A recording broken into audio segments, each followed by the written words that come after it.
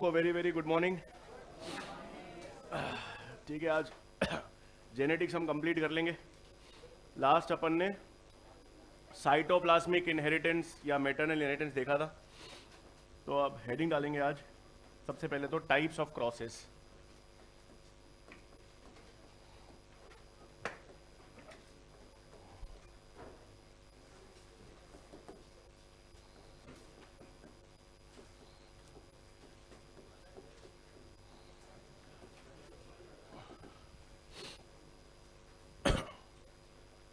ठीक है, अब टाइप्स ऑफ क्रॉस में हमारे पास सबसे पहला कौन सा आता है? Back cross. देखो, बैक क्रॉस आसान है। बैक क्रॉस का मतलब यह है कि जब हम F1 जेनरेशन को,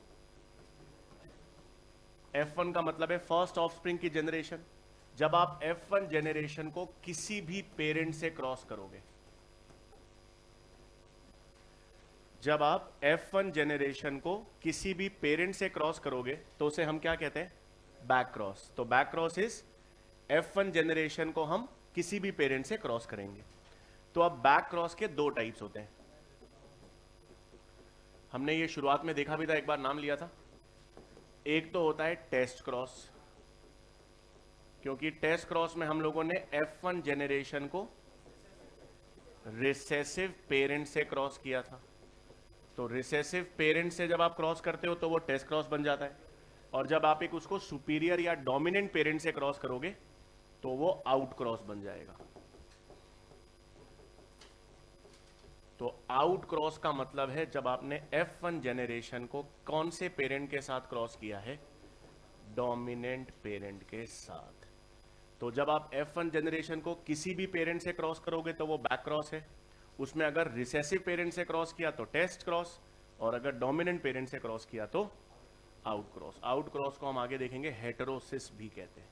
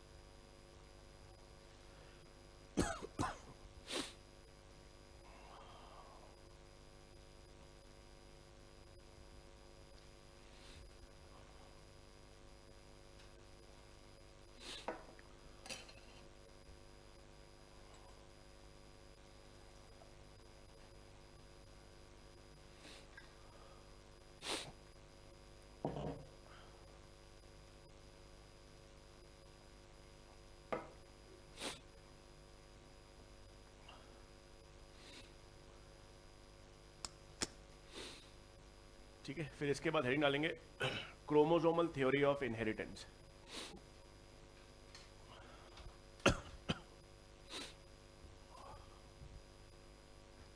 क्रोमोसोमल थ्योरी ऑफ इनहेरिटेंस।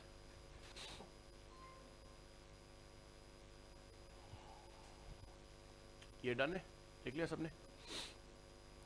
डालूं?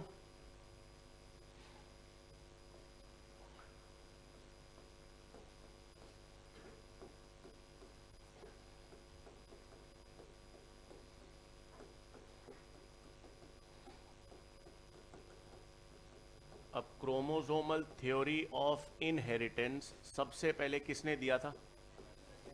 बिल्कुल सही, क्रोमोसोमल थ्योरी ऑफ इनहेरिटेंस दिया था सटन एंड बॉवरी ने 1902 में। लेकिन उसको एक्सपेरिमेंटली वेरीफाई किसने किया था? मॉर्गन ने। तो थ्योरी दी तो थी सटन एंड बॉवरी ने, उसको एक्सपेरिमेंटली वेरीफाई किसने किया था? मॉर्गन ने। अब इंटरेस्टिंग चीज यह है कि जब अपने जेनेटिक्स की शुरुआत की थी तो वो सारे कॉन्सेप्ट किस बेसिस पे थे? ये सटन और बॉवरी के बेस पर ही थे। अपन ने जेनेटिक्स की शुरुआत में ही कहा था कि जीन्स कहां पर प्रेजेंट होती हैं? क्रोमोसोम्स पे। तो वो किस कॉन्सेप्ट पर बेस्ड है? Chromosomal theory of inheritance. देखो एक चीज है, जब मेंडल अपने एक्सपेरिमेंट्स कर रहे थे तो मेंडल को किसी ने इतना सिग्निफिकेंस या महत्व माना ही नहीं। बहुत से कारण थे। सबसे पहले कारण तो ये था, मेंडल बार बार फैक्टर या जीन्स की बात कर रहा था, लेकिन कोई प्रूफ नहीं था उनके पास। जैसे आज तो अपन को मालूम है कि मेंडल जिस फैक्टर की बात कर रहा था वो जीन है, और जीन हमें पता है केमिकली मतलब एक फिजिकल चीज है जिसको हम कहते हैं डीएनए। मतलब today we have proof that a segment of DNA is a gene. जब मेंडल अपने एक्सपेरिमेंट कर रहे थे कि कैरेक्टर्स को फैक्टर्स कंट्रोल करते हैं, जीन्स कंट्रोल करते हैं, तो लोगों ने पूछा जीन है क्या, या आपका फैक्टर दिखता कैसे है क्या? तो उनके पास कोई फिजिकल प्रूफ नहीं था बताने के लिए कि देखो फैक्टर ये है। उनको लग रहा था एक पीढ़ी से अगली पीढ़ी में जा रहा है, कैरेक्टर्स को कंट्रोल कर रहा है, लेकिन है क्या नहीं बता पाए। फिर दूसरा इशू था, बहुत सारे उस समय इंफॉर्मेशन इतनी वाइड स्प्रेड पब्लिक जो थे, पेपर्स न्यूज़पेपर्स इतने लोग पढ़ते नहीं थे, टेलीफोन्स और वो था नहीं, तो इंफॉर्मेशन प्रोपेगेट नहीं कर पाई। तीसरा बहुत बड़ा इशू था कि मेंडल को बिलीव करने में लोगों को प्रॉब्लम था। मेंडल कह रहे थे कि हाइट एक कैरेक्टर है तो उसके दो फॉर्म्स है कॉन्ट्रास्टिंग, टॉल और ड्वार्फ। लोग इधर उधर देखते थे, बोले कहाँ है, तो कंटिन्यूस हैं, छोटे से मीडियम हाइट, लंबे हाइट, और ये सीड कलर की बात कर रहे हो, येलो और ग्रीन, इधर तो इतने सारे रंग है, स्किन कलर। तो जब वो आपस में देखते थे आसपास तो उनको लगता था ये तो कंटिन्यूस वेरिएशंस हैं और ये तो मेंडल को सपोर्ट नहीं कर रहा। और फिर मैथमेटिक्स यूज किया उन्होंने, स्टेटिस्टिक्स 3:1 का रेशियो, 1:2:1 का रेशियो, तो ये बहुत इशू थे। अब सटन एंड बॉवरी जो थे वो मेंडल के इन एक्सपेरिमेंट्स या मेंडल के इस थ्योरी को पढ़ रहे थे, सुन रहे थे कि यार एक दुनिया में एक साइंटिस्ट है जो कह रहा है कि कैरेक्टर्स को कोई फैक्टर्स कंट्रोल करते हैं और वो फैक्टर्स एक पीढ़ी से अगली पीढ़ी में जाते हैं। In the meanwhile Sutton and Boveri किस पे काम कर रहे थे? क्रोमोसोम मूवमेंट पर, सेल डिवीजन पे। वो ये देख रहे थे कि यार मियोसिस में ऐसा ही होता है, जैसे जैसे मेंडल बोल रहा है क्रोमोसोम का सिस्टम भी ऐसा ही है। क्रोमोसोम्स ही हेरिडिटरी मटेरियल्स हैं जो एक पीढ़ी से अगली पीढ़ी में जा रहे हैं। मेंडल के जिन फैक्टर्स की बात कर रहा है पेयर में पाए जाते हैं। क्रोमोसोम्स का भी होमोलोग क्रोमोसोम्स का पेयर होता है। वो कह रहे थे वो सेग्रीगेट होता है, सेपरेट होता है जब गैमीट्स बनते हैं। मियोसिस के एनाफेज 1 में क्रोमोसोम्स भी सेपरेट होते हैं। तो पहली बार उन्होंने मेंडल के प्रिंसिपल्स और क्रोमोसोम मूवमेंट को साथ में स्टडी किया, और जब साथ में स्टडी किया तो उनके पास क्या थ्योरी बनी? Chromosomal theory of inheritance. मतलब इस थ्योरी के बाद पहली बार मालूम चला कि genes are present on chromosomes. हमने शुरुआत ही उससे की थी, लेकिन वो सबसे पहले हमको कब मालूम चला? 1902 में, कि जीन्स कहां पर प्रेजेंट होती हैं? क्रोमोसोम्स पर। तो अपन ने शुरुआत में ही देखा था।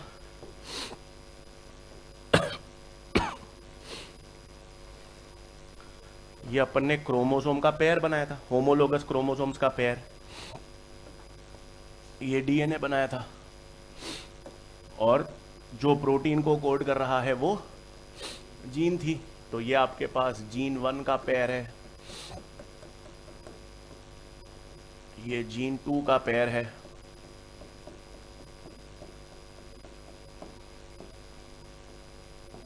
और ये जीन 3 का पेयर है।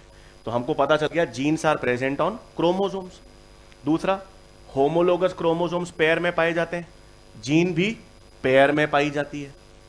जब मियोसिस 1 का एनाफेज 1 होता है तो ये क्रोमोसोम इससे सेपरेट होगा, तो एक पेयर दूसरे पेयर से क्या होता है? सेपरेट या सेग्रीगेट होगा। तो सिंपल सी बात है, ये हाथ है, इसका पेयर है, हाथ का पेयर मतलब क्रोमोसोम्स, और हाथ पर जो अंगुली और अंगूठे हैं वो जीन्स। तो मैं अगर एक हाथ को दूसरे हाथ से अलग कर रहा हूं तो ऑब्वियस सी बात है उसके ऊपर जो अंगुली और अंगूठे हैं वो भी एक पैर से दूसरे पैर से सेपरेट हो रहे हैं। तो जब मियोसिस 1 के एनाफेज 1 में क्रोमोसोम सेग्रीगेट होंगे तो उन पर उपस्थित जीन्स भी क्या होंगी? सेग्रीगेट होंगी। तो एनसीईआरटी ने इस पूरे सिस्टम को 2 कॉलम्स बना के बोला है, ए और बी। पहला स्टेटमेंट दोनों में सेम है, occur in pairs, occur in pairs. दूसरा स्टेटमेंट भी सेम है कि they segregate during anaphase 1 of meiosis 1, anaphase 1 of meiosis 1। तीसरे में लिखा है ए में, इंडिपेंडेंट पेयर्स सेपरेट इंडिपेंडेंटली। और कॉलम बी में लिखा है one pair separates independently of the other pair. सही, लगभग सेम फीचर्स हैं, लेकिन फिर नीचे एनसीईआरटी ने पूछा है कि कौन सा जीन है और कौन सा क्रोमोसोम है। कैसे पता लगाओगे? अकर इन पेयर्स दोनों, सेपरेट हो रहे हैं दोनों। तीसरा पॉइंट से ही कुछ समझ आएगी आपको। कैसे पता लगाया कौन सी जीन है? ए बी जीन है या बी जीन है, या ए क्रोमोसोम है या बी क्रोमोसोम है? क्यों क्यों?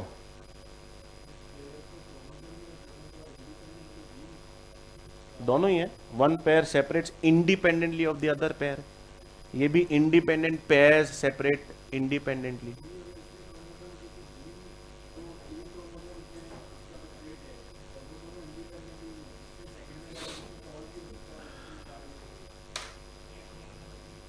क्यों?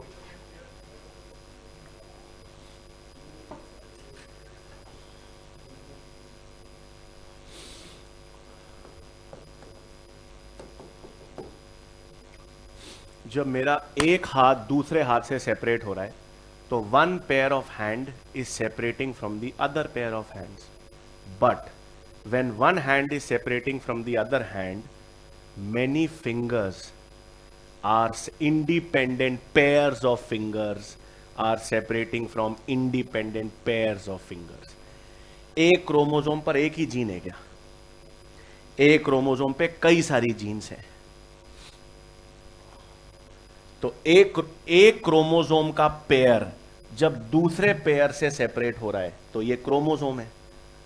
One pair is separating from the other pair. हो तो सब इंडिपेंडेंटली रहा है, लेकिन इससे सेपरेट होने के कारण इस पर जितनी भी जीन का पेयर है वो सारा का सारा इस पेयर से सेपरेट हो रहा है।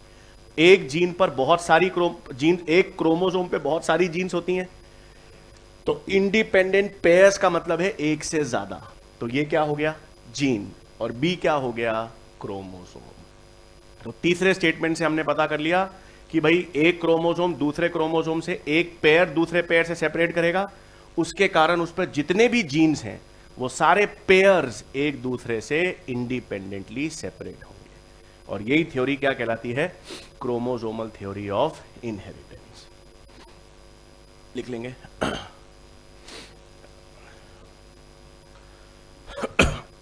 Chromosomal theory of inheritance given by Sutton and Boveri in 1902.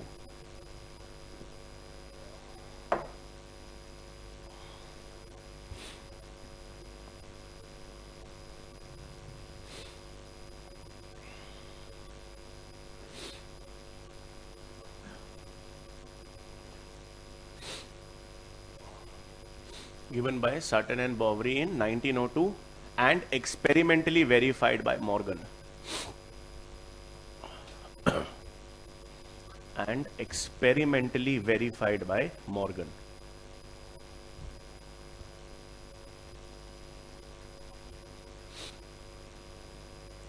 Next one. This theory combines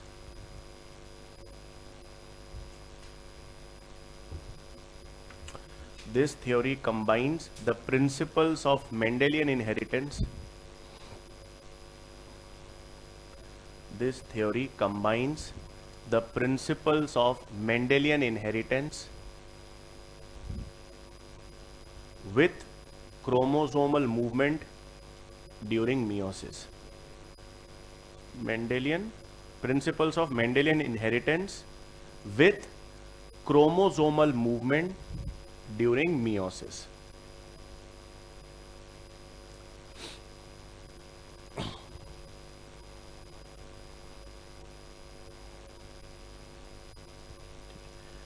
फिर features of the theory या features of this theory during meiosis also. फिर features में पहला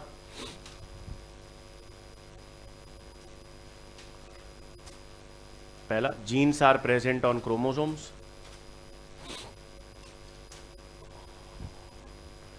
Genes are present on chromosomes.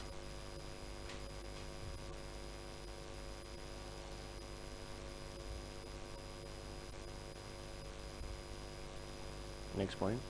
Two alleles of a gene. Two alleles of a gene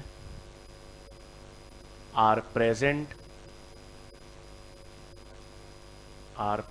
at homologous sites. Two alleles of a gene are present at homologous sites on homologous chromosomes. Here, homologous sites on homologous chromosomes. Homologous sites on homologous chromosomes. तीसरा,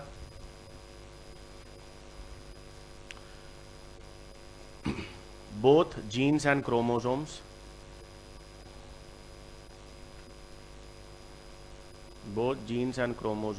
separate or segregate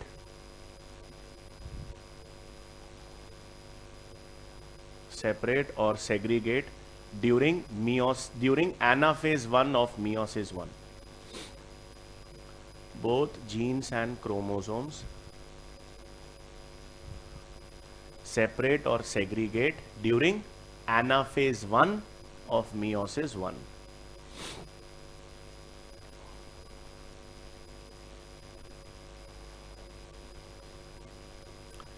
और next अब इसमें लिख लेंगे आप jeans के लिए, ताकि आपको ये भी पता चल जाए कॉलम ए जीन का है, कॉलम बी क्रोमोसोम का है. नेक्स्ट जीन्स में लिख लेंगे इंडिपेंडेंट पेयर्स. जीन्स में independent pairs separate independently from the other pairs. Independent pairs separate independently from the other pair.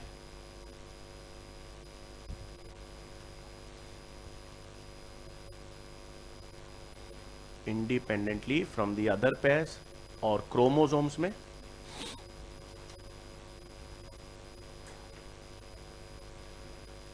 one pair separates independently from the other pair.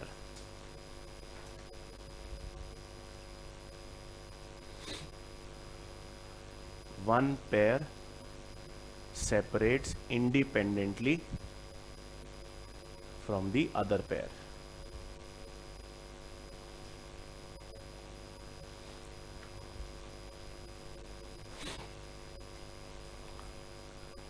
ठीक है, तो ये हमारे पास क्रोमोसोमल थ्योरी ऑफ इनहेरिटेंस है. फिर आपको एक पॉइंट यहां पर याद रखना है कि मेंडल जब तक जीवित थे तब तक उनके काम को तो महत्व मिला नहीं. तो 1900 में 3 साइंटिस्ट थे, Hugo de Vries, Carl Correns और शेमार्क. इन तीनों ने मेंडल के काम को वापस रीडिस्कवर किया. तो एक नोट में लिख लेंगे,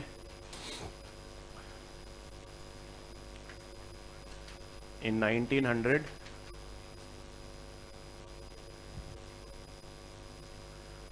3 scientists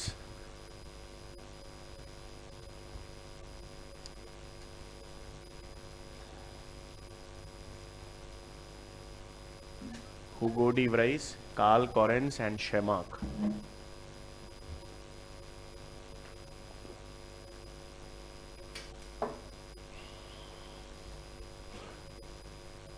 rediscovered Mendel's work.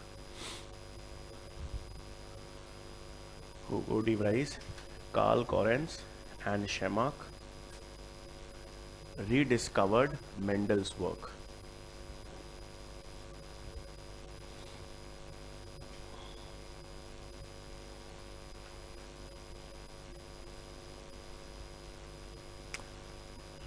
ठीक है, अब हमारे पास टॉपिक अपन एवोल्यूशन का ले रहे हैं, लेकिन उसकी जेनेटिक्स हम पढ़ेंगे. तो हेडिंग डाल देंगे अब हार्डी वीनबर्ग इक्विलिब्रियम या principal.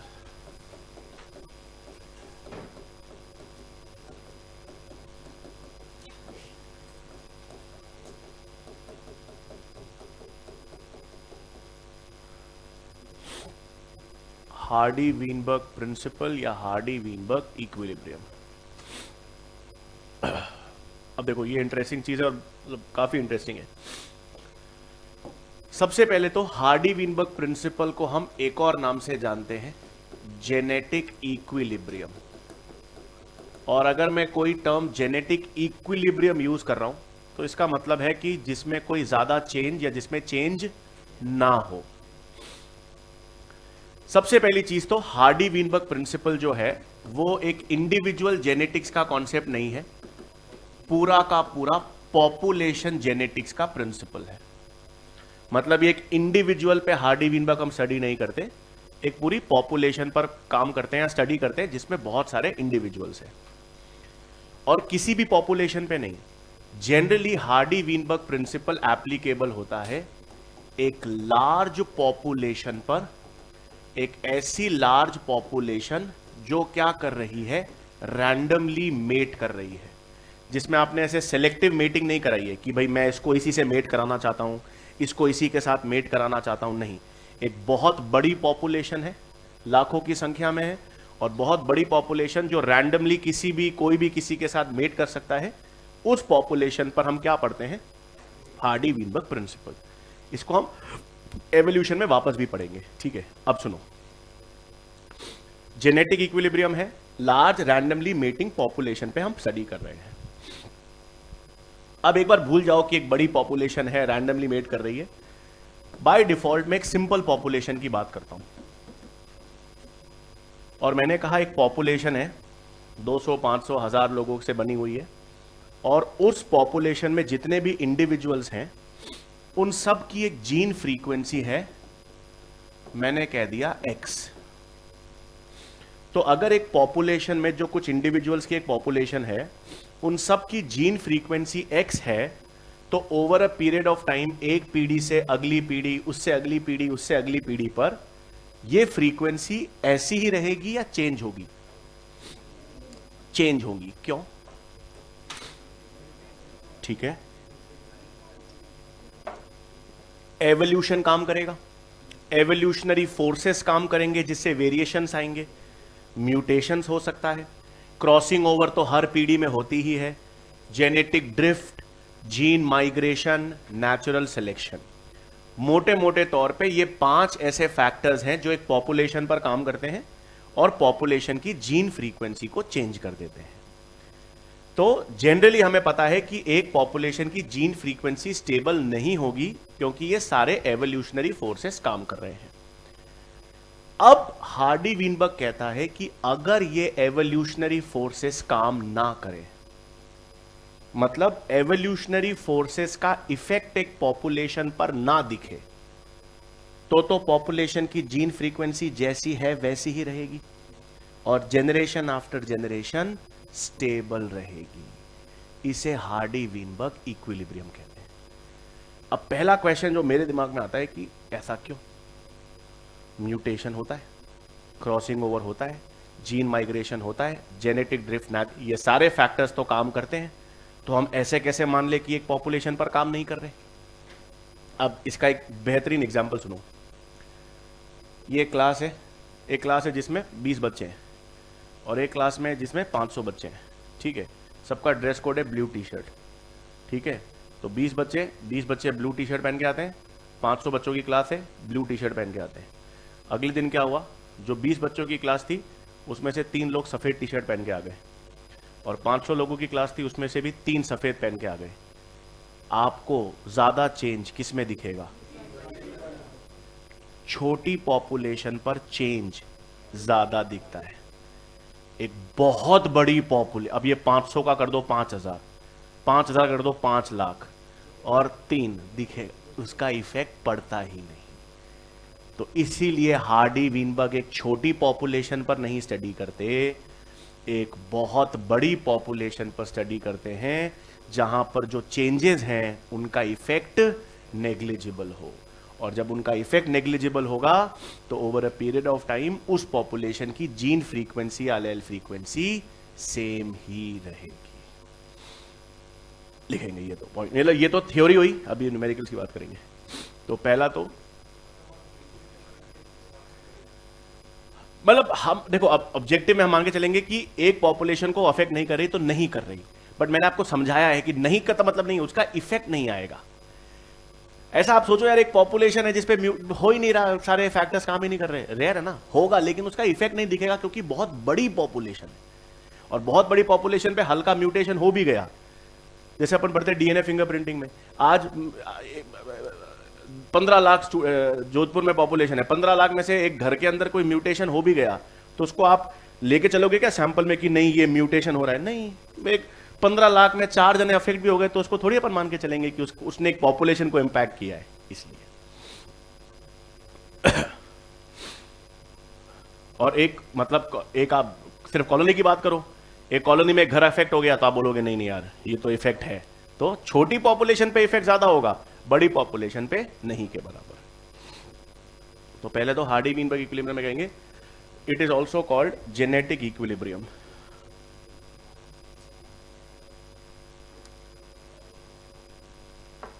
It is also called genetic equilibrium.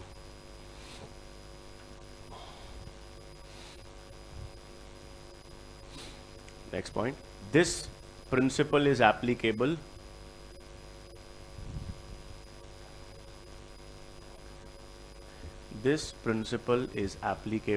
on a large randomly mating population. Is applicable on a large randomly mating population. A large randomly mating population. Next point. According to this principle,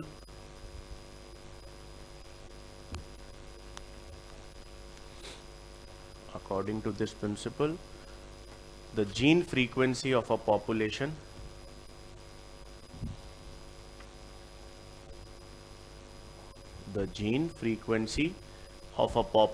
is stable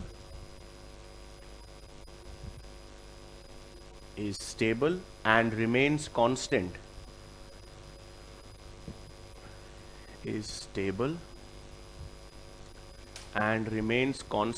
over successive generations.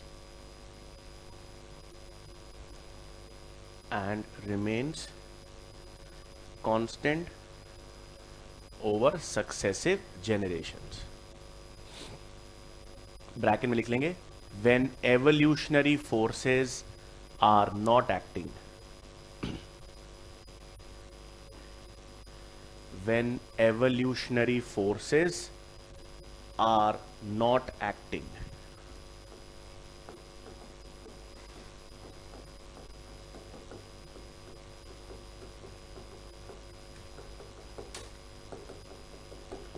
तो फिर ऐसे 5 factors जो Hardy-Weinberg equilibrium को disrupt कर देंगे, नहीं काम करने देंगे, क्या क्या हो गए? बिल्कुल, ये सारे एवोल्यूशनरी फोर्सेस, म्यूटेशंस, सही, क्रॉसिंग ओवर या recombination,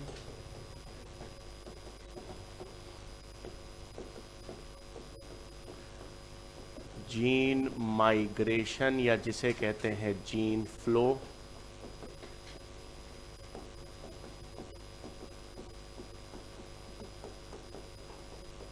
genetic drift,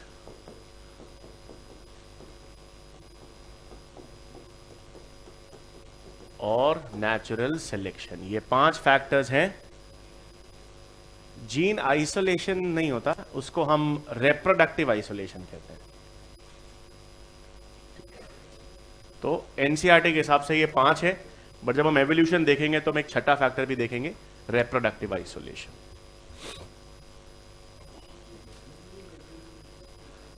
selective meeting में तो आप चेंज हो जाएगा, आपको पता है मेरे को सुपीरियर को सुपीरियर से क्रॉस करवाना है, इंफीरियर को क्रॉस ही नहीं कराना, तो चेंजेस आएंगे। इसलिए सेलेक्टिव मीटिंग का मतलब है आप खुद चेंज कर रहे हो या चेंज चाहते हो। अगेन आएगा ना, छोटी पॉपुलेशन में ज्यादा दिखेगा, बड़ी पॉपुलेशन पे दिखेगा नहीं उतना, नहीं तो अगेन इंपैक्ट, इसमें बहुत सारे पैरामीटर्स हैं, बहुत बड़ी होनी चाहिए, मैं 3-4 जनरेशन तक की स्टडी करूं, क्योंकि 10-12 जनरेशन में तो वो चेंजेस दिखने लग जाएंगे।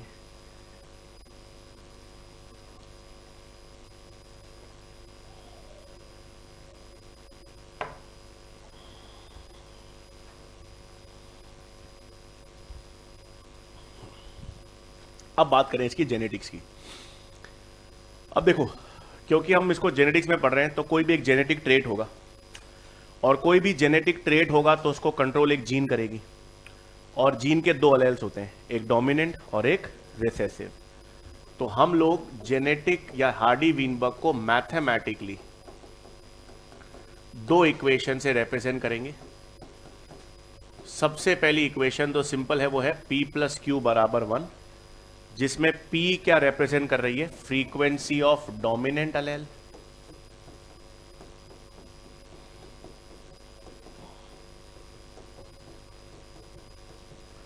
और Q क्या रिप्रेजेंट कर रही है, फ्रीक्वेंसी ऑफ रिसेसिव अलेल। तो ऑब्वियस ही बात है, एक डोमिनेंट अलेल की फ्रीक्वेंसी, एक रिसेसिव अलेल की फ्रीक्वेंसी है, दोनों का सम मिलाकर क्या होगा, 1।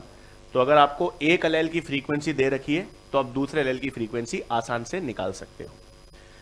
लेकिन अब प्रॉब्लम क्या है कि जब आप एक पॉपुलेशन को स्टडी करते हो तो पॉपुलेशन में तो इंडिविजुअल्स होते हैं। जैसे आपने डोमिनेंट अलेल की फ्रीक्वेंसी तो ले ली कैपिटल है, रिसेसिव अलेल की फ्रीक्वेंसी ले ली स्मॉल है, लेकिन इंडिविजुअल्स तो कैपिटल ए प्योर होते हैं, capital A small A hybrid होते हैं, और स्मॉल ए रिसेसिव होते हैं। तो इसका मतलब अगर आपको इंडिविजुअल्स की फ्रीक्वेंसी निकालनी है तो इसका होल स्क्वायर करना पड़ेगा, P प्लस क्यू का होल स्क्वायर। और P प्लस क्यू का होल स्क्वायर करोगे आप तो P square plus 2PQ plus Q square बराबर 1।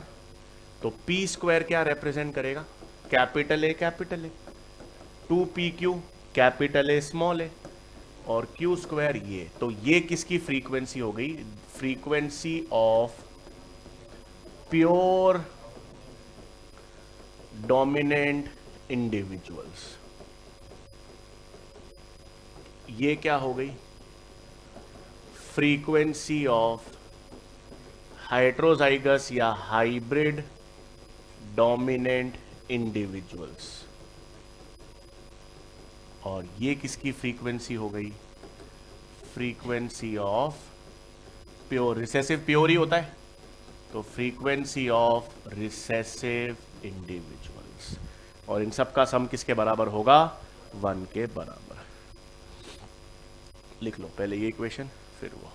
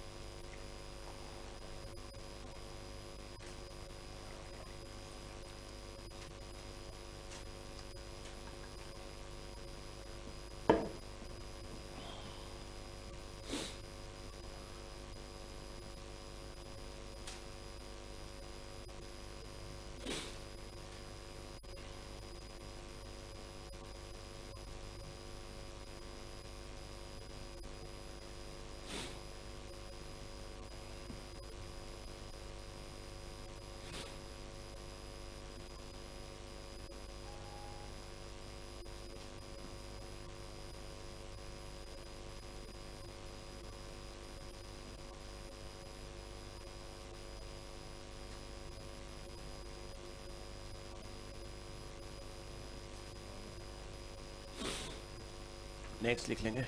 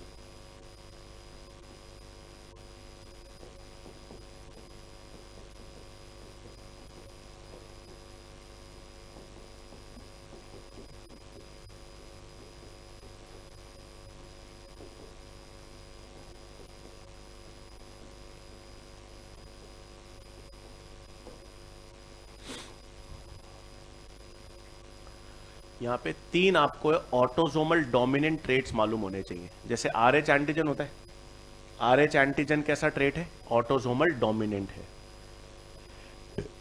PTC एक केमिकल होता है जिनको कुछ लोग टेस्ट कर सकते हैं, कुछ लोग टेस्ट नहीं कर सकते। जो इस केमिकल को टेस्ट कर सकता है वो कौन सा ट्रेट हुआ? डोमिनेंट। और पॉलीडेक्टाइली, नॉर्मली 4 फिंगर्स और एक थंब होता है एक हाथ में, 4 से ज़्यादा फिंगर्स हो या एक से ज़्यादा थंब हो तो उस कंडीशन को क्या कहते हैं? पॉलीडेक्टाइली। ये सब कैसे ट्रेट्स हैं? Autosomal dominant.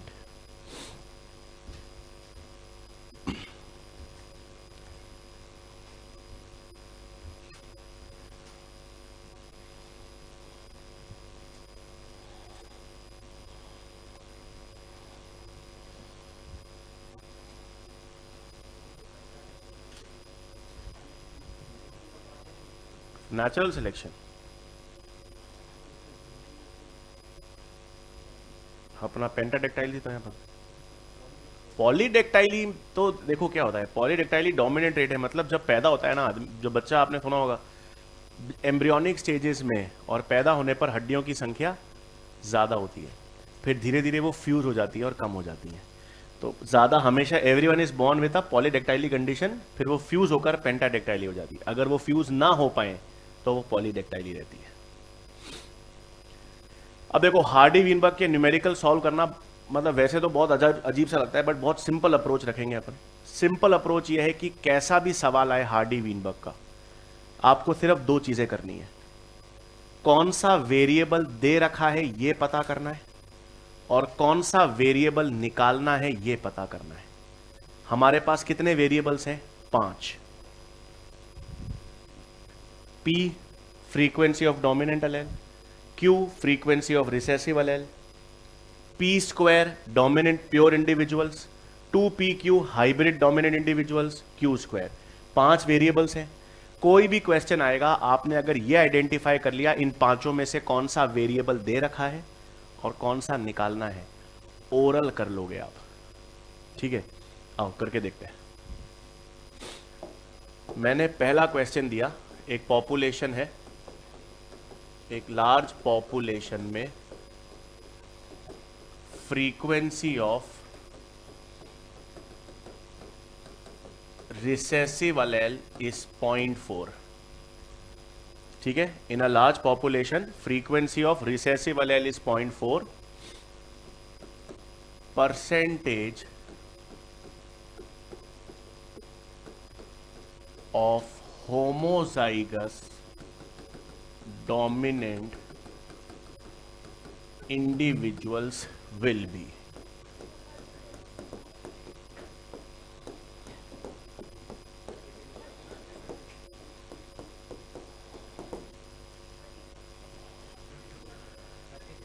शाबाश। कौन सा वेरिएबल दे रखा है? अरे रिसेसिव एलेल, वेरिएबल कौन सा? रिसेसिव एलेल Q दे रखा है 0.4। निकालना आपको होमोजाइगस डोमिनेंट इंडिविजुअल्स। क्या निकालना है?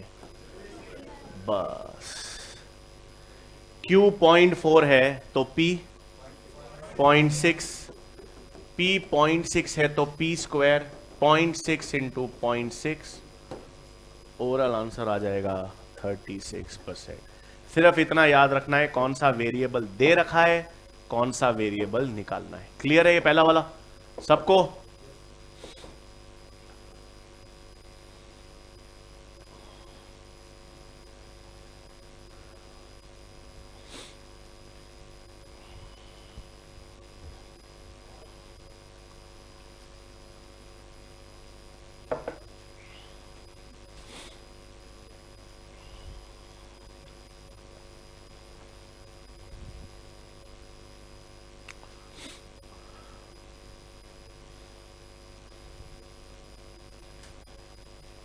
आगे लूं?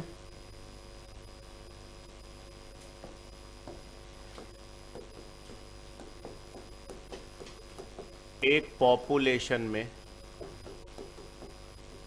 पीटीसी नॉन टेस्टर अलेल, या छोड़ो, एक पॉपुलेशन में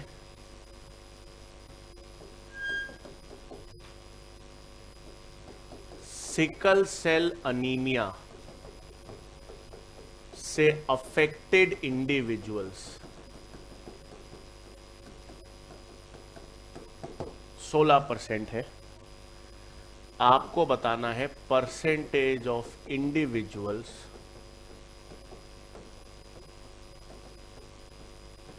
who are carriers for sickle cell anaemia.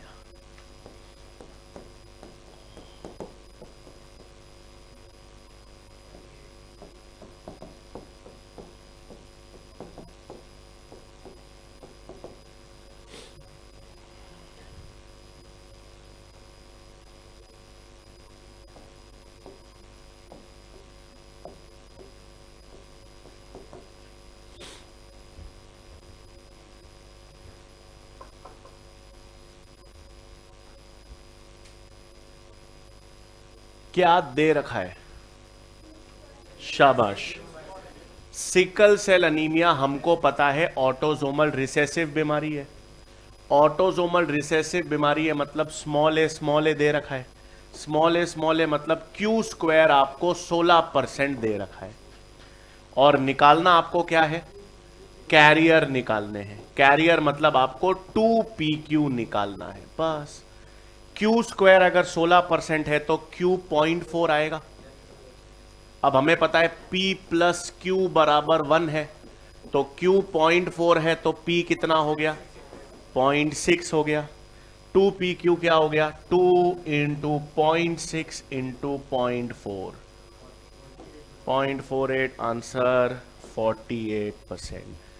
अगर आपने ये पता कर लिया कौन सा वेरिएबल है और कौन सा वेरिएबल निकालना है, सवाल गलत होगा ही नहीं।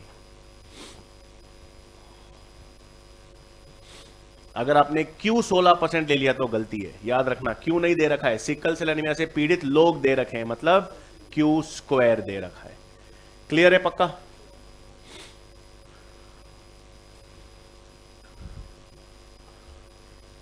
आगे ले लूं?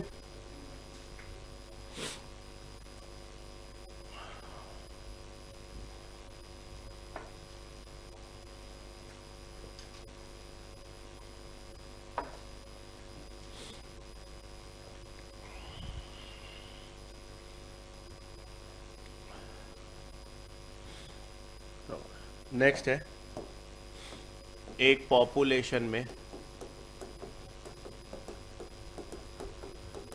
पीटीसी नॉन टेस्टर अलेल की फ्रीक्वेंसी 0.2 है।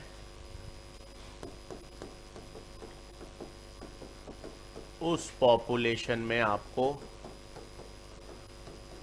पीटीसी टेस्टर्स का परसेंटेज निकालना है।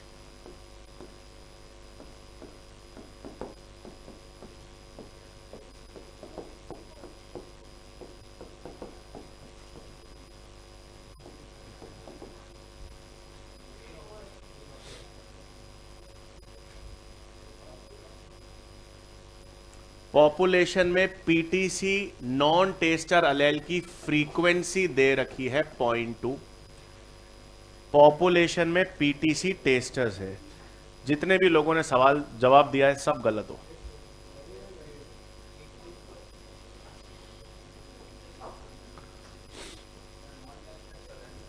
नॉन टेस्टर रिसेसिव है। मैंने कहा था अगर आपने क्या पता लगाना है वो सही करोगे तो ही सवाल सही होगा। आपको क्या दे रखा है? पीटीसी नॉन टेस्टर रिसेसिव है। रिसेसिव अलेल की फ्रीक्वेंसी दे रखी है, क्यू आपको 0.2 दे रखा है। निकालना क्या है आपको? P square plus 2pq। अरे डोमिनेंट ट्रेट प्योर कंडीशन में और हाइब्रिड कंडीशन दोनों में मैंने पूछा क्या प्योर पीटीसी टेस्टर निकालो। पीटीसी टेस्टर डोमिनेंट रेट जो प्योर और हाइब्रिड दोनों में एक्सप्रेस करेगा। तो आपको क्या निकालना है? पी स्क्वायर प्लस 2pq निकालना है। Q 0.2 है तो P कितना हो गया? हाँ, Q हो गया Q 0.2 है तो P 0.8। P स्क्वायर 0.8 इंटू 0.8 ये 64%। 2pq 32%। प्लस कर दो, उल्टा भी निकाल सकते हो। अलेल रिसेसिव अलेल 0.2 है तो Q स्क्वायर कितना हो गया? 0.04, मतलब कितना परसेंट हो गया? तो 4% नॉन टेस्टर हैं, बाकी सारे टेस्टर है। सिर्फ ये ध्यान रखना क्या निकालना है।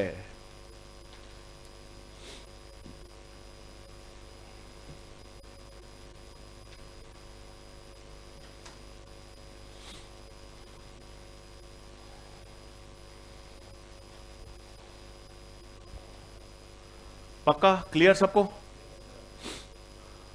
नेक्स्ट,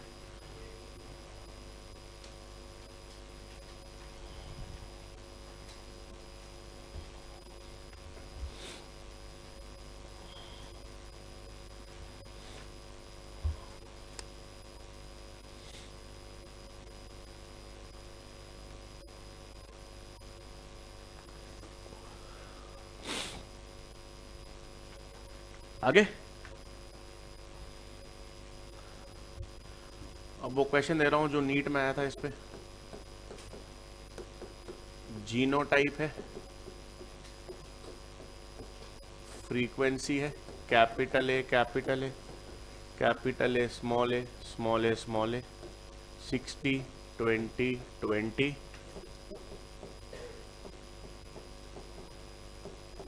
frequency of P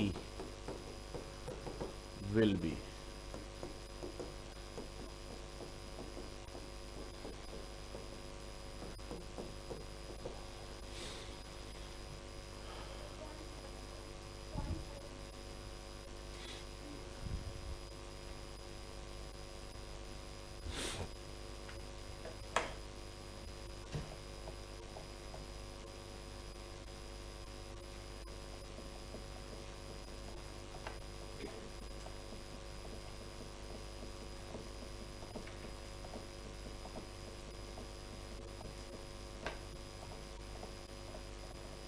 दो तरीके हैं सवाल को सॉल्व करने के,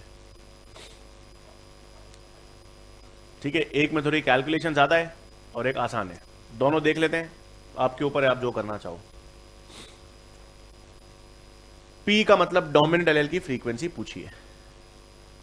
ये कैपिटल ए है, मतलब बेसिकली हमको पता है ये P स्क्वायर है, ये 2PQ है, ये Q स्क्वायर है। अब जो थोड़ा सा कैलकुलेशन बेस्ड है उसमें आपको अगर P की एलेल फ्रीक्वेंसी निकालनी है तो कैपिटल ए ये 2 बार है, तो आप इसको करोगे 60 + 60, क्योंकि ये 2 बार आ रहा है भाई। इस एलेल की फ्रीक्वेंसी भी 60 है, इस एलेल की फ्रीक्वेंसी भी 60 लेनी पड़ेगी। इसमें 20 है तो 20 है, इसका मतलब ये 20 प्लस इसका भी होगा, इसका भी होगा, और इसका 20 है स्मॉल है, मतलब ये 20 + 20 है। तो आप टोटल करोगे तो कितना आएगा? 120, 40 और 40 200। 200 में P की फ्रीक्वेंसी कैसे निकालोगे आप? इसमें तो 2 बार आ रहा है, इसमें एक ही बार आ रहा है, तो आपके पास 60 + 60 + 20 कितना हो गया? 140/200।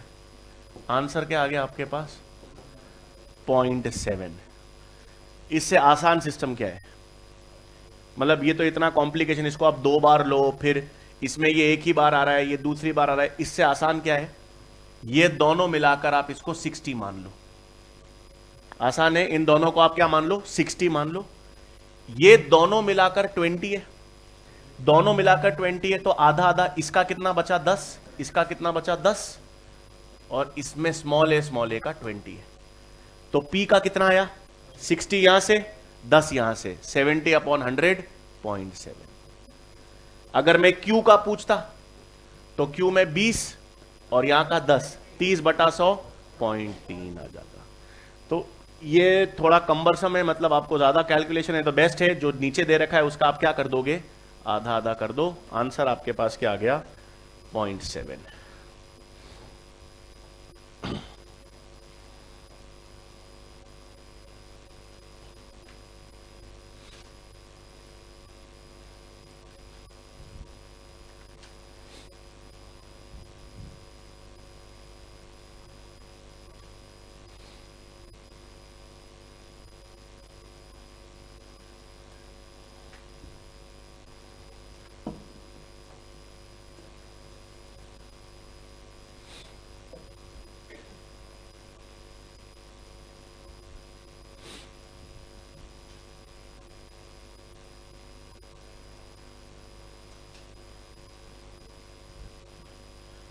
एक और कर लेते हैं ताकि क्लियर हो जाए।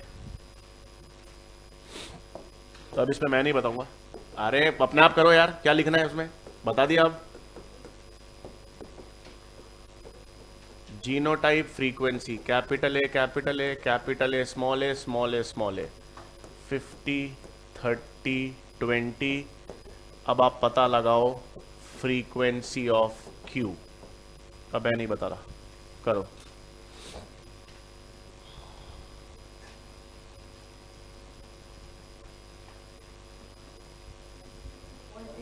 शाबाश, सबका 0.35 आना चाहिए। ये 50 है, ये दोनों आधे आधे, 15 15 20। स्मॉल ए का पूछा है क्यू का, तो 20 प्लस 15 टोटल करोगे 100, 35/100 0.35। पी का पूछता तो 0.65।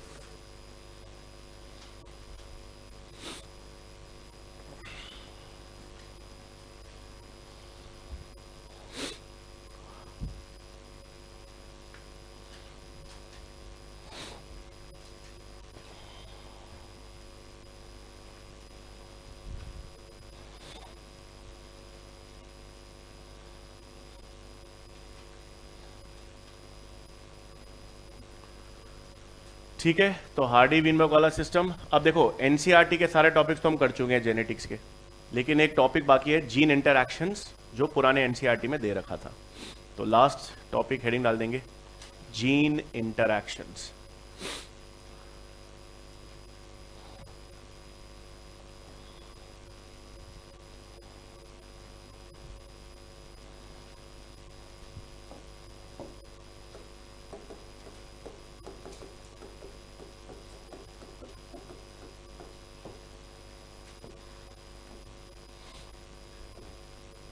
अब देखो जीन इंटरैक्शंस दो प्रकार के होते हैं।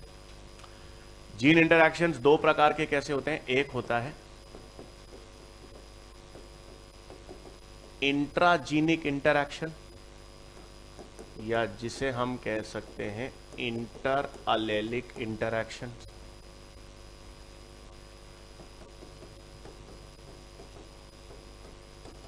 और एक इंटरजीनिक,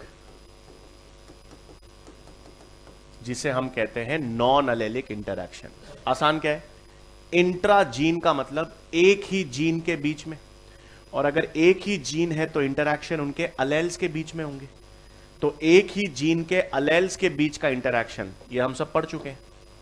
क्या क्या पढ़ा अपन ने, शाबाश। इनकंप्लीट डोमिनेंस में एक ही जीन था, एक ही जीन के कैपिटल आर स्मॉल आर आपस में इंटरैक्ट कर रहे थे। को डोमिनेंस, एक ही जीन के दोनों डोमिनेंट एलेल्स का इंटरैक्शन था। और मल्टीपल एलेलिज्म, क्योंकि एक ही जीन के दो से ज्यादा अलेल्स का इंटरैक्शन था। तो जब एक ही जीन के अलेल्स आपस में इंटरैक्ट करते थे तो वो इंट्राजीनिक है, ये हम पढ़ चुके हैं। इंटरजीनिक का मतलब है अब दो डिफरेंट जीन्स आ जाती हैं। जब दो डिफरेंट जीन्स आ जाती हैं तो उसके इंटरैक्शंस के, ये सब पुराना टॉपिक है, epistasis,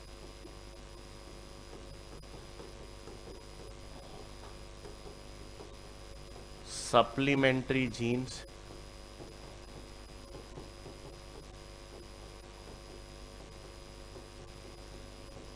complementary jeans,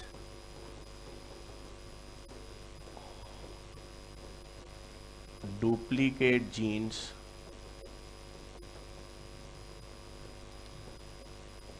inhibitory genes. नाम तो लिख लो, फिर हम देखते हैं क्या मतलब।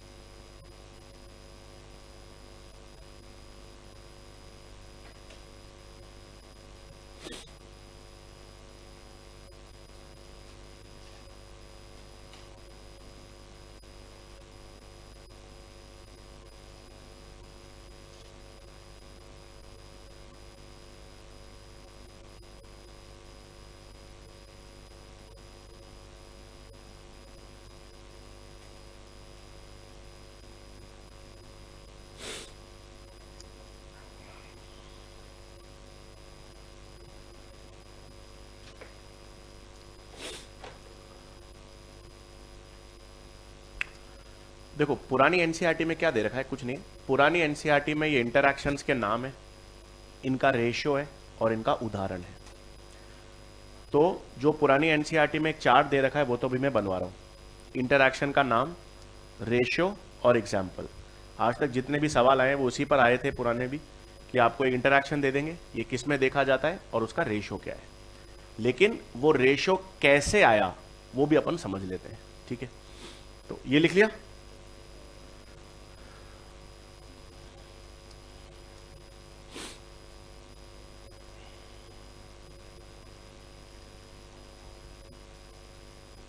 डन। तो अब मैंने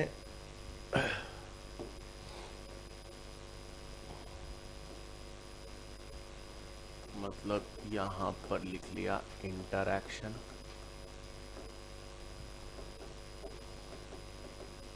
रेशियो, एग्जाम्पल।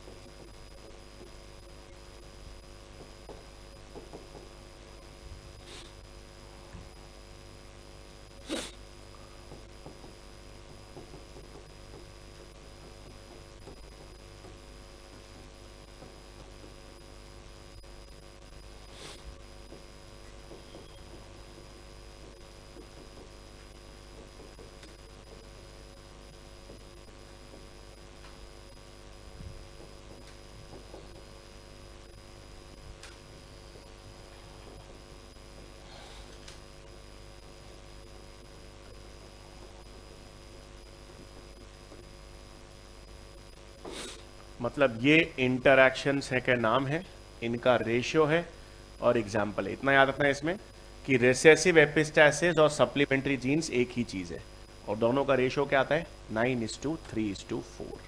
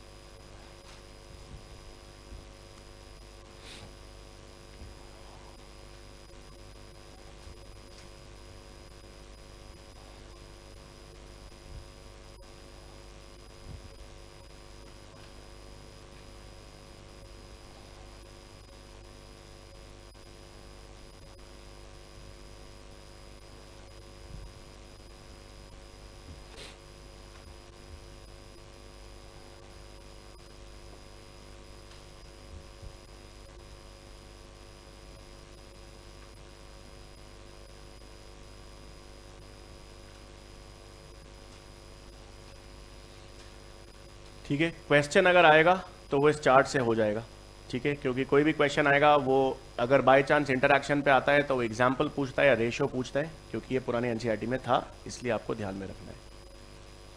अगर आपको अब ये जानना है कि ये कैसे आए, ठीक है, तो वो देखते हैं।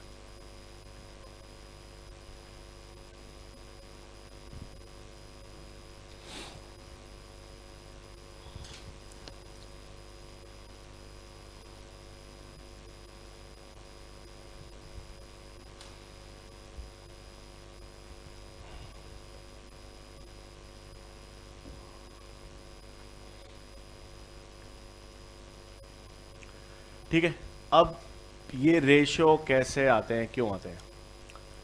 पहला इंटरैक्शन क्या है हमारे पास? एपिस्टैसिस। एपिस्टैसिस एक ऐसा इंटरैक्शन है जिसमें दो जीन्स है, एक जीन दूसरे जीन को काम नहीं करने देती। एपिस्टैसिस एक ऐसा इंटरैक्शन है जिसमें one gene inhibits the other gene.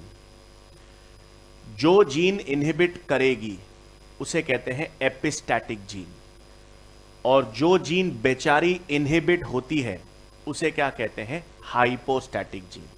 AP ऊपर रहने वाली, हाइपो नीचे रहने वाली। एपिस्टैटिक जीन हाइपोस्टैटिक जीन को काम नहीं करने देगी। अब ठीक है, अब देखो इसको मैं केस स्टडी से समझा रहा हूं। अपन सबने डाइहाइब्रिड क्रॉस किया है, ratio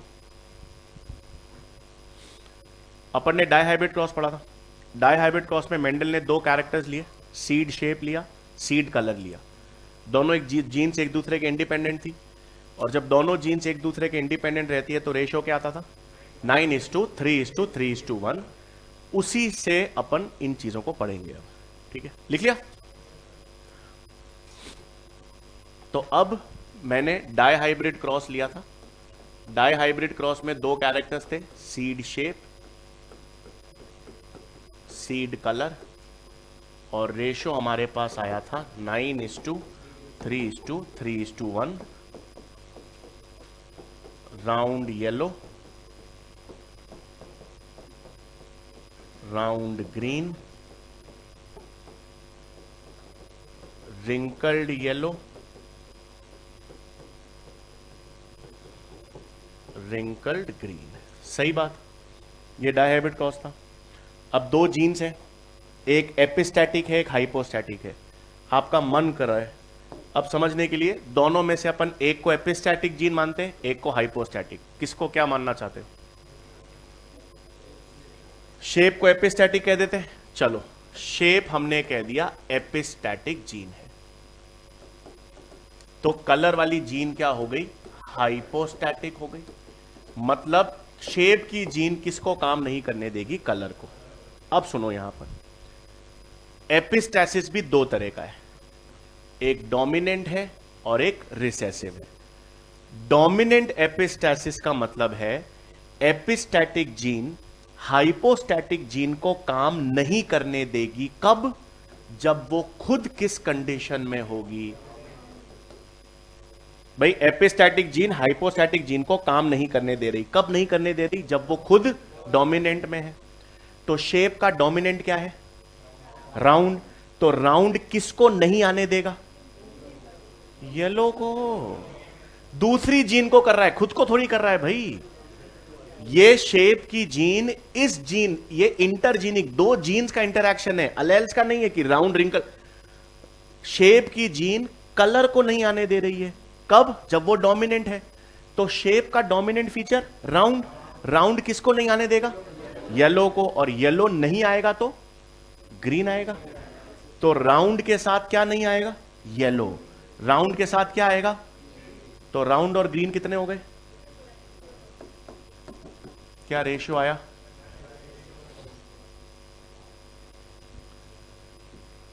twelve is to 3:1। Next है रिसेसिव एपिस्टैसिस। आप दोनों समझाऊंगा साथ में वापस। रिसेसिव एपिस्टैसिस में भी सेम सिस्टम है। ये एपिस्टैटिक जीन हाइपोस्टैटिक को काम नहीं करने देगी, लेकिन कब नहीं करने देगी? जब वो खुद रिसेसिव हो। शेप का रिसेसिव रिंकल्ड। तो रिंकल्ड किसको नहीं आने देगा? येलो को। और रिंकल्ड येलो को नहीं आने देगा तो क्या आएगा? तो रिंकल्ड के साथ येलो नहीं आएगा, क्या आएगा? तो रिंकल्ड और ग्रीन कितने हो गए?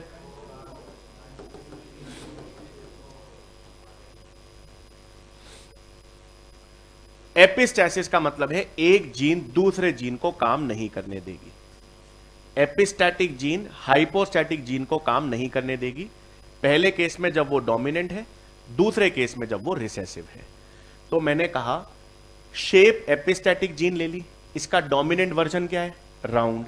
तो राउंड किसको काम नहीं करने देगा? कलर को। मतलब येलो को नहीं आने देगा। येलो नहीं आएगा तो ग्रीन आएगा।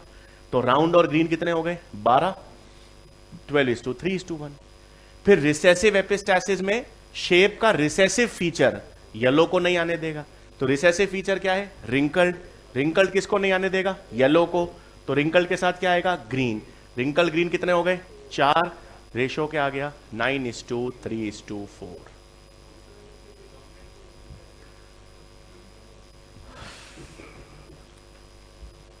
ग्रीन कब आता है? जब येलो नहीं आ पाता। ड्वार्फ, आप सोचो, टॉल और ड्वार्फ दो अलग अलग प्रोटीन है क्या? टॉल नहीं आ रहा तो ड्वार्फ आएगा। मैं आपको ये तो मैं समझ गया आपका क्वेश्चन। आपका क्वेश्चन ये है, सर वो येलो को अफेक्ट क्यों कर रहा है, ग्रीन को अफेक्ट क्यों नहीं कर रहा? अरे green is absence of yellow. What is cold? Absence of heat. Cold कोई एक अलग से कैरेक्टर नहीं है, हीट नहीं होती है तो cold. What is dark? Absence of light. What is dwarf? Absence of tallness. What is green यहां पर? Absence of yellow. अलग क्रिएट हो रही है, येलो नहीं आया इसलिए ग्रीन आया। तो ग्रीन अपने आप ही आ रहा है, उसको रोक थोड़ी सकते हो। येलो को रोकोगे तो ग्रीन आ जाएगा, ग्रीन को कैसे रोकोगे? वो तो रिसेसिव ट्रेट है। ड्वार्फ को कैसे रोकोगे? टॉलनेस को रोकोगे तो ड्वार्फ आएगा ना। ड्वार्फ को क्या रोकोगे? टॉल करोगे ड्वार्फ को रोक के? टॉल नहीं आया इसलिए ड्वार्फ आया, येलो नहीं आया इसलिए ग्रीन आया। नहीं उसमें अलग है, एक एनालॉजी है। अच्छा, अब आप समझ गए तो ये दो हो गए। अब देखो, अब आप रेशियो खुद निकाल सकते हो। मैं आपको मतलब बता रहा हूं। कॉम्प्लीमेंट्री जीन्स आया। कॉम्प्लीमेंट्री जीन एक ऐसा इंटरैक्शन है जिसमें कैरेक्टर या एक फिनोटाइप तब एक्सप्रेस होगा, तब दिखेगा जब दोनों जीन्स डोमिनेंट हो। कॉम्प्लीमेंट करना, एक दूसरे के साथ रहना, एक दूसरे की मदद करना, एक दूसरे को सपोर्ट करना, यह कॉम्प्लीमेंट शब्द है।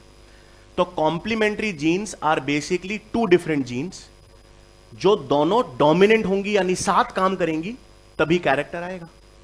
और दोनों में से कोई भी रिसेसिव हो गई या दोनों रिसेसिव हो गई तो कैरेक्टर नहीं आएगा। इस रेशियो में ऐसे कितने कंडीशन है जिसमें दोनों डोमिनेंट है? इसमें एक रिसेसिव नहीं आएगा, इसमें भी एक रिसेसिव नहीं आएगा, इसमें दोनों रिसेसिव नहीं आएगा, तो रेशियो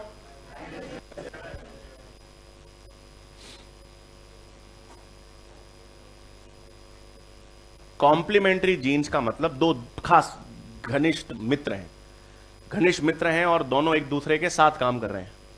दोनों साथ काम करेंगे तभी कैरेक्टर दिखेगा। दोनों में से कोई भी एक रिसेसिव पड़ गया, काम नहीं कर रहा, तो वो कैरेक्टर नहीं दिखेगा। तो कितने ऐसे कैरेक्टर डायहाइब्रिड रेशियो में ऐसी कौन सी कंडीशन है जिसमें दोनों डोमिनेंट रहते हैं? 9। इसमें दोनों डोमिनेंट है, इसमें वो आएगा ट्रेट। एक भी रिसेसिव हो गया, दोनों हो गए, नहीं आएगा, तो क्या रेशियो आया?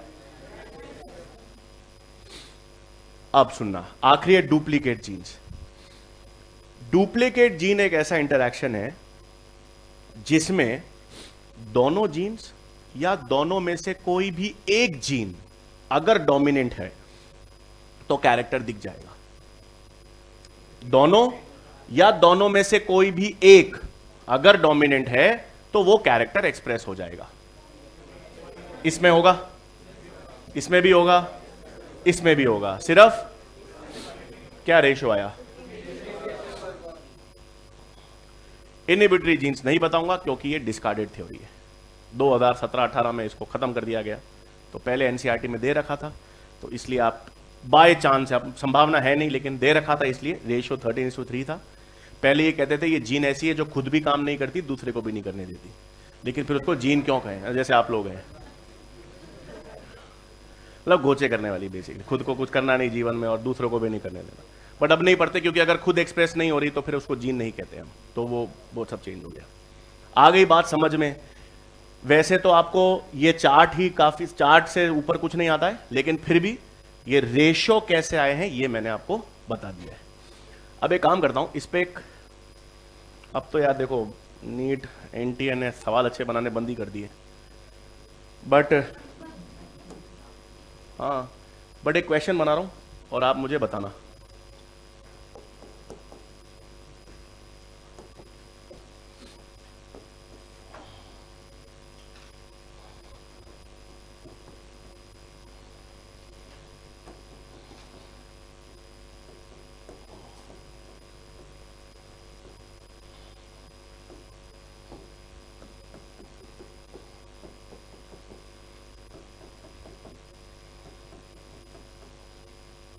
एक मेटाबॉलिक पाथवे, मतलब ए से क्या बन रहा है बी, बी से बन रहा है डी, डी से बन रहा है ई, ई से क्या आ रहा है कलर, सी से बन रहा है बी, बी से बन रहा है डी, डी से बन रहा है ई, ई से क्या आ रहा है कलर। हर एक मेटाबॉलिक पाथवे को कैटालाइज करने वाली एक एंजाइम है। ए से बी के लिए E1 है, सी से बी के लिए E2 है, बी से डी के लिए E3 है, डी से 4 के लिए E4 है। एंजाइम से मतलब इन सबको कोड करने वाली जीन से, G1, G2, G3, G4। मेरा सवाल है कि आपको बताना है E1 और E2 के बीच में कौन सा इंटरैक्शन है और E3 और E4 के बीच में कौन सा इंटरैक्शन है। कोशिश करो, अगर जवाब सही दिया ना तो ऐसे बहुत खुशी होगी मुझे। E1 एंड E2 का रिलेशन बताना है और E3 और E4 का इंटरैक्शन का रिलेशन बताना है।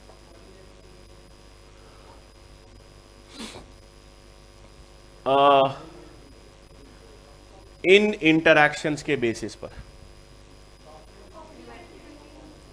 कौन, E1 E2 कॉम्प्लीमेंट्री और E3 E4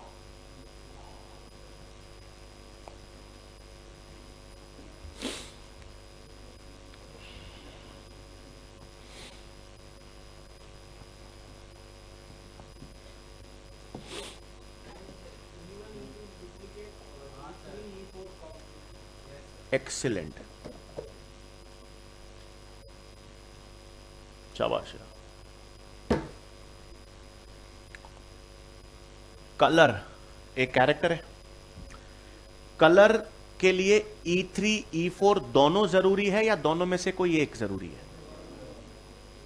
E3 E4 दोनों आएंगी, दोनों काम करेंगी, दोनों की जीन डोमिनेंट होगी तब दिखेगा, कॉम्प्लीमेंट्री नहीं हुआ। तो E3 E4 are complementary. E1 अगर काम कर रहा है तो E2 की जरूरत है क्या?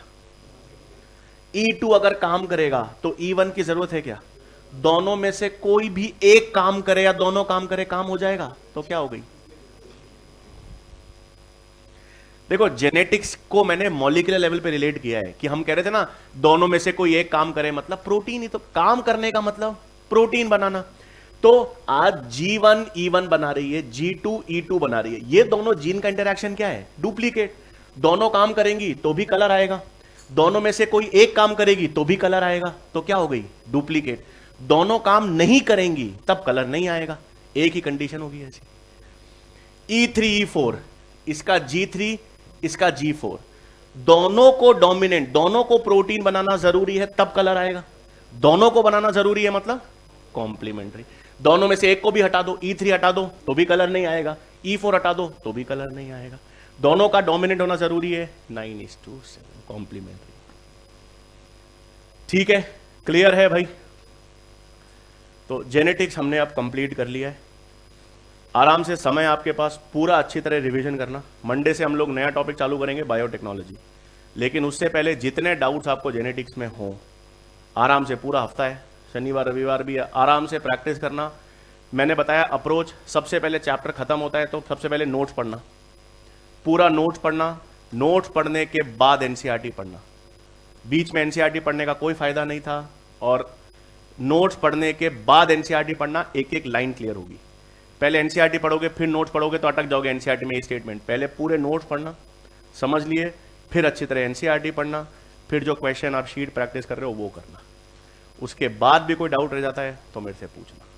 बट अप्रोच, पहले क्लासरूम, पहले जो नोट्स मैंने लिखाए हैं वो पढ़ना, उसके बाद एनसीईआरटी बहुत आसान है पढ़ना। एनसीईआरटी पूरी है, अच्छी तरह धीरे धीरे। पहली बार अगर पढ़ रहे हो और आपको लग रहा है नहीं सर मैं तो पहले बहुत बार पढ़ चुका हूं, फिर भी आराम से पढ़ना, जितना आराम से, जितना तसल्ली से एनसीईआरटी पढ़ोगे ना, उतना उसकी वैल्यू आपको मालूम चलेगी। इतना बारीकी से इतनी चीजें जो अपने डिस्कस की है ना, वो एक टर्म होता है reading in between the lines. मतलब पता है क्या? बीच में पढ़ना। Reading in between the lines का मतलब है दो लाइनों के बेस पर वो बहुत कुछ और कहना चाह रहा है, और वो तभी समझ आएगा क्योंकि हमने चैप्टर अब समझा हुआ है। ठीक है, अब जब पूरा चैप्टर तैयार हो जाए, इसलिए एनसीईआरटी या तो बहुत ऑफुल है या बहुत औसम है। ठीक है, एड ओ तो है ही है, या तो सम है या फुल है, वो आपको डिसाइड करना है। ऑफुल है या औसम है। ऑफुल तब लगती है जब हम पहली बार पढ़ते हो, बिना समझे हुए। आपको लगता है साला कहां से कहां है, किधर जाऊं, क्या है, क्या बोल रहा है, क्या कह रहा है। और आधे टीचर जब एनसीईआरटी को नहीं समझे तो बोलते हैं बकवास है, लो लेवल है। ये अभी भी बना है फोकस। ये 4 साल पहले पढ़ाते ना टीचर, एनसीईआरटी क्या है, इस लेवल पे कौन पढ़ाता है, हम तो अलग लेवल पे, हाई लेवल पे जाते हैं। ठीक है, ये 4 साल पहले हर लेवल रहा, एनसीईआरटी को लेवल थोड़ी होता है, उसके हाई जाते हैं। ठीक है, सबसे बड़ा अगर ऐसा बोलते हैं, उनको समझ ही नहीं है कि एनसीईआरटी कितने लोगों ने मिलकर कंपाइल की है। कभी एनसीईआरटी किताब खोलकर पढ़ने देखना, उसमें कितने प्रोफेसर्स हैं, और जो बाकी किताबें आती है मॉड्यूल, वो कंपाइल्ड होती है। मतलब 1000 रुपए की किताबें आती हैं, और बेवकूफ बनाने के लिए इधर से एक पैरा लिया, उधर से एक पैरा लिया, इधर से एक पैरा लेके उसको बना देते हैं। एक एक ऑथर लिखता है, लिखता किस लिए? वो समझाने के लिए लिखा है उसने, आपको पैसे कमाने के लिए लिखा है। आधे चीजें वो करते हैं कि हमने किताब छापी है तो हम वही पढ़ाएंगे जो किताब में सवाल दे रखा है, बोलता है हमने वही पढ़ा जो किताब में आ रहा है। ये सब नेक्सस है। वो एक ऑथर की किताब है, वो पढ़ा भी रहा है तो वो आप उस हिसाब से सवाल बनाता है, इस हिसाब से पढ़ाता है। कुछ नहीं, एनसीईआरटी से बढ़िया किताब बनी ही नहीं आज तक, सिर्फ अनऑर्गेनाइज्ड है NCERT. The only disadvantage of an NCERT book is it is unorganised. और वो होगा क्योंकि इतनी बार वो चेंज हो गई है, उसमें चेंजेस आ गए हैं, तो वो ऑर्गेनाइज नहीं है। पहले कुछ बात करता है, बीच में कुछ आ जाता है, फिर वापस उस पर पहुंच जाता है। अब वो तो आई है यार, एवरी जीनियस जो होता है ना, वो उसके इतने सारे आइडियाज दिमाग में आते रहते हैं कि उसको समझ नहीं आता कि मैं उसको ऑर्गेनाइज कैसे करूं। आइडियाज बहुत सारे हैं उसके पास, तो कोई एक जना चाहिए जो उस सारे आइडियाज को ऐसे शफल करके रख दे। भाई 5 किताबें हैं, सीरीज 1, सीरीज 7, सीरीज 6, सीरीज 2। तो पहली बार पढ़ रहा है उसको लगेगा 1 के बाद 7 कैसे आ गया यार, 2, 3 क्या है, मजा ही नहीं आ रहा। लेकिन आपको आपने पूरी 10 सीरीज पढ़ी हुई है तो आपको 7वीं में भी मजा आएगा पहले के बाद पढ़ने में। तो वो ब्यूटी आपको, इसलिए जब आप एनसीईआरटी रीडिंग मार रहे हो, आराम से तसल्ली से मारो। पूरा अपने नोट पढ़ लिए अच्छी तरह, टाइम मिलेगा। पहली बार सबसे ज्यादा टाइम लगना भी चाहिए। आपको लग रहा है और आप और एफर्ट डालना चाहते हो तो अपने जो नोट्स लिखे हैं, एडिशनल चीजें हैं पुरानी एनसीईआरटी की, वो उसी एनसीईआरटी में भी ऐड कर सकते हो। टाइम लगेगा, लेकिन ऐसी नींव तैयार होगी जिसके बाहर कुछ आ ही नहीं सकता। और ये यहां के लिए नहीं, नीट के लिए नहीं कर रहा हूं, जीवन में आगे कोई भी कंपटीशन एग्जाम दोगे, अगर उसमें बायोलॉजी आती है तो बेस यही है। आईएएस आरएस का पेपर दोगे ना तो भी जेनेटिक्स के न्यूमेरिकल्स यही आते हैं, हीमोफीलिया, कलर ब्लाइंडनेस के, हार्डी वीनबर्ग के। कोई भी एग्जाम आप आगे फाइट करना चाहते हो, मैं तो बता रहा हूं क्योंकि मैं तो पढ़ा रहा हूं, वो फर्स्ट ग्रेड हो, सेकेंड ग्रेड हो, लैब, जितने एंट्रेंस एग्जाम्स हैं जिसमें बायोलॉजी आती है उसका बेस एनसीईआरटी रहता है। और जब बेस स्ट्रांग होगा तो आप कितना भी उछल सकते हो, खेल सकते हो ना यार। हार्डी विनबर्ग आपको पता है, आप सवाल बना लोगे अगली बार। और वो हाई लेवल के, और सर बीएससी की किताबों से पढ़ाते हैं, एमएससी की किताबों से, कोई टीचर बोलता है मैं एमएससी की किताबों से पढ़ाता हूं। जितना ऊपर जाते रहते हो ना, चीजें कचरा होती रहती हैं, पीछे वाले बोलते नहीं है। जितना आपने 11वीं 12वीं में पढ़ा है, मैं आपको फिर बता रहा हूं, 11th 12th में जितना इंफॉर्मेशन आप पढ़ रहे हो उतनी इंफॉर्मेशन किसी कोर्स में नहीं है। एमबीबीएस करोगे, क्या पढ़ोगे? इंसान, ह्यूमंस, कुछ है ही नहीं। कभी प्लांट पढ़ोगे, कभी इकोलॉजी पढ़ोगे, कभी बायोटेक्नोलॉजी पढ़ोगे, कभी सेल नहीं पढ़ोगे। आप पढ़ोगे एनाटॉमी, पहले ईयर में क्या है, एनाटॉमी है, फिजियोलॉजी है, माइक्रोबायोलॉजी है, बायोकेमिस्ट्री है, फिर और एनाटॉमी, फिर और स्पेशलाइजेशन, फिर और स्पेशलाइजेशन।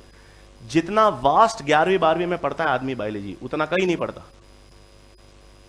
अगर ढंग से आपने पढ़ लिया तो आपको हर चीज के बारे में नॉलेज हो जाएगी, हर चीज के बारे में, अगर आपने उसको ऐसे। और इसलिए कह रहा हूं, एनसीईआरटी को जब पढ़ रहे हो और आराम से समय लगाओ, और लगना भी चाहिए। यहां पे कोई रैट रेस नहीं है कि नहीं मेरे को तो घंटे भर में एनसीईआरटी खत्म करनी है। फिर आप सरफेस पे पढ़ोगे, जल्दबाजी में पढ़ोगे, जल्दबाजी में की गई चीज नुकसान ही देती है आगे चलकर। क्योंकि जल्दबाजी, 2 ही चीजें होती है, या तो आदमी जल्दबाजी करता है या समझ नहीं आती। समझ नहीं आती तो गड्ढे रह जाते हैं जो रहे हुए होंगे, और जल्दबाजी करोगे तो भी गड्ढे रह जाएंगे। क्योंकि आप समझो, जो आप पहली बार पढ़ रहे हो अगली बार तो उससे फास्ट ही पढ़ोगे। आपने जो पहली बार पढ़ा तो आपका साइकोलॉजी है कि मैं अगली बार पढ़ूंगा तो मैं पहली बार तो पढ़ ही चुका हूं, तो मेरी जो स्पीड है और मेरी जो फोकस है वो पहले बार से कम होगा। तो make sure this is the first time. मुझे नहीं पता आपने एनसीईआरटी कितनी बार पढ़ी है, बहुत अच्छी बात है, लेकिन अब जेनेटिक्स आप मेरे लिए पहली बार पढ़ रहे हो, फोकस 140% होना चाहिए। 2 पेज ही पढ़ रहे हो, तीसरे पेज में फोकस नहीं आ रहा, लीव, चले जाओ, छत पे जाओ, मौसम बढ़िया है, आराम से गाने वाने सुनो, हेडफोन डाल के 15-20 मिनट दोस्त से बात करनी है बात कर लो, फिर नीचे आओ, फिर पढ़ो। लैक ऑफ फोकस से पढ़ने की जरूरत नहीं, लैक ऑफ इंटरेस्ट से पढ़ने की जरूरत नहीं, कोई मतलब नहीं, मत पढ़ो इससे अच्छा। टेक अ डे ऑफ, क्या फर्क पड़ रहा है यार, कोई फर्क नहीं पड़ रहा। वेदर इतना अच्छा मौसम है, कोई फर्क नहीं पड़ रहा है। ऐसा 1 घंटा 2 घंटा 12 घंटे 1 दिन 2 दिन नहीं पढ़ोगे, कोई दुनिया कोई ऐसा पहाड़ नहीं टूट रहा। लेकिन आपको पता है कि मैं रिलैक्स हूं, मैं फोकस्ड हूं, मैंने जो मेरे को लग रहा था मैंने कर लिया, अब मैं फोकस होकर पढ़ूंगा। When you're not focus don't study, बहुत सिंपल है। आधा अधूरा काम मत करो, बाइनरी सिस्टम, मन नहीं है मत करो, मन है जोर लगा के करो। फिर गैप लेना लो ना यार, 15 मिनट का गैप लो, 20 मिनट का लो, आधा घंटे का लो, पौन घंटे का लो, कोई मना नहीं कर रहा। देर इज कोई ट्रेन नहीं छूट रही। ऐसा कुछ नहीं है कि आप पीछे रह रहे हो आगे रह रहे हो, कोई नहीं है, सबका अपना अपना टाइम जोन है, सबका अपना अपना फेज है। वो आगे है, उसने 4 पढ़े में, मैंने 2 ही पढ़े, कोई हमारी है ही नहीं लड़ाई उनसे, अभी नहीं लड़ना। अभी हमको होगा जब देखेंगे अपने आप लास्ट में, अभी नहीं। अभी मेरे को टाइम लग रहा है, उसको सर उसने 1 दिन में पूरा पढ़ लिया, नहीं मेरे से 3 दिन में हुआ, होने दो। मेरे को पहली बार में नहीं आया, दूसरी बार में आया, 3 बार में नहीं आया, चौथी बार में आया, कोई फर्क नहीं पड़ रहा। कोई एम्बैरेसमेंट की बात नहीं है, कोई हंसने की बात नहीं है कि सर मेरे को तो पहली बार में समझ आया, उसको 3 बार में नहीं आया, नहीं आया, चौथी बार में सब बराबर है। At the 4th time you and he is equal. कोई फर्क नहीं है। आप ये सब धारणा, ये सब सोसाइटी है, वो इंटेलिजेंट और नॉट सो इंटेलिजेंट, ने एवरेज ने बिलो एवरेज, सब सोसाइटी के कैसे हैं, दोकसी नहीं, इसको क्या कहते हैं, कुछ चोचले नहीं है उसको कहते हैं, मतलब विच इज मतलब सिनिक। एक तो क्या होता है कि 2 चीजें होती है, एक तो आदमी इनोसेंट होता है उसको मालूम नहीं होता, और एक बेईमान होता है और ऐसे प्रिटेंड करता है उसको मालूम नहीं है, ठीक है ना। कनिंग एंड श्रूड जो होता है, तो society is very cunning. Deep down everyone knows how is everyone, ठीक है ना। दुईद मन पता है उसका पैसा बहुत, अरे बहुत पैसा है, कैसे आया है सबको पता है, लेकिन बाहर तो अरे और कितना मकान, आप समझ रहे हो। डीप डाउन सबको पता है कि उसका वो पैसा कैसे कमाया, किस तरह से कमाया, कहाँ से कनेक्शन है, क्या कितना करप्शन, क्या नहीं, सबको पता है अंदर से, लेकिन बाहर और नहीं, और बहुत बढ़िया बहुत बढ़िया। तो ऐसा सोसाइटी, ऐसे क्या करना अपन को रह के। तो बाहर दिखा के नंबर में ला रहा हूं, आता कुछ नहीं, नकल मार दी 10 सवाल, क्या फायदा। वो ट्रांजिएंट है, आप समझ रहे हो। वो आपको सुख की नींद, मतलब वो खुशी नहीं देगा आपको, सतही है, स्यूडो है। आपको लग रहा है मैं बहुत खुश हूं, मेरे नंबर बहुत आ गए। डीप डाउन अगर आप रियलाइज करोगे, आपको पता है यार ऐसा कुछ नहीं किया मैंने, ऐसा कुछ नॉलेज, ऐसा कोई मेरा कैरेक्टर बिल्ड नहीं हुआ जिस पे मेरे को ऐसे गर्व होना चाहिए। या और 20% नंबर भी स्कोर कर रहे हो तो वो कैरेक्टर बिल्ड हो रहा है, क्योंकि पहले 0 ही था, पहले 5 ही था, 10 तो हुआ, 15 तो हुआ, तो बिल्ड तो हो रहा है ना, कुछ तो कंस्ट्रक्टिव, कुछ तो बन ही रहा है। अब आप तो सोचो मैंने तो ले रखा है कि नहीं, मेरे को तो 100 पे पहुंचूंगा तभी खुश होऊंगा, तो नहीं, 100 तो या 0 से 2 आएगा, फिर 4 आएगा, फिर 5 आएगा, फिर गिरोगे भी, वापस 3 भी आएगा, फिर वापस 1 भी आएगा, फिर वापस 4, फिर वापस 5, हो सकता है बीच में जंप होकर 15 हो जाए, 15 सडनली हो जाए, वापस 10 भी हो जाएगा, तो चलता रहेगा। लेकिन वो मजा तो है ना, गिरने में, उठने में, फिर उठने में, फिर गिरने में, फिर उठने में। तो उसमें इस तरह से कह रहा हूं, मतलब मंडे को मेरे को कोई ये शिकायत या ये नहीं मिलना चाहिए कि सर मैंने तो नहीं पढ़ा, और नहीं पढ़ा और नहीं पढ़ना है, तो मैं बता रहा हूं फिर, it is a good enough time to switch to another something. कोई जरूरी नहीं है, नहीं बनना डॉक्टर, नहीं बनना है, कुछ और करना है, और कुछ और भी करना है तो तैयारी अभी से कर लेना उसके लिए। कौन से कॉलेजेस हैं, कौन सा फॉर्म्स हैं, सब आते हैं, सब धीरे धीरे फरवरी मार्च से आने लग जाएंगे।